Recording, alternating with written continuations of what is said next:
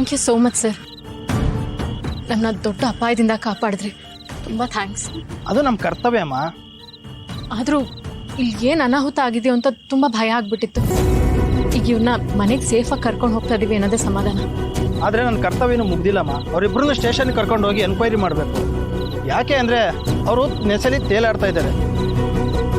ಈ ಕಾಡೊಳಗಡೆ ಏನಾದ್ರು ಪಾರ್ಟಿ ಗೀಟಿ ಮಾಡಿದರೆ ಅವ್ರಿಗೇನೇ ತೊಂದರೆ. ಸರ್ ಸ್ಟೇಷನ್ಗೆಲ್ಲ ಯಾಕೆ ಸರ್, ಪ್ಲೀಸ್ ಸರ್. ಅದೆಲ್ಲ ಆಗಲ್ಲಮ್ಮ, ಕರ್ಕೊಂಡೋಗಿ ಎನ್ಕ್ವೈರಿ ಮಾಡ್ಬೇಕಷ್ಟೇ.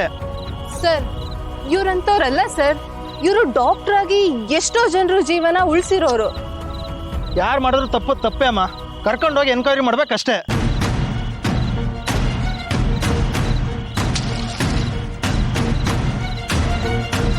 ಅಕ್ಕ ತುಂಬಾ ಚಳಿ ಆಗ್ತಿದೆ, ಬಿಸಿನೀರಿಲ್ವಾ?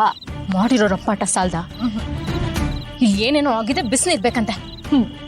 ಅಣ್ಣ ಎದ್ದೇಳು ಹೋಗೋಣ, ಪೊಲೀಸ್ನವರೆಲ್ಲ ಬಂದಿದ್ದಾರೆ. ರೀ ಬರ್ಬೇಕಾರೆ ಇಬ್ರೇ ಬಂದಿದ್ವಿ, ಇಷ್ಟೊಂದು ಜನ ಇದಾರೆ. ಹಾಯ್ ಸರ್, ನಮಸ್ತೆ. ನನ್ನ ಹೆಸರು ನಿಧಿ ಅಂತ.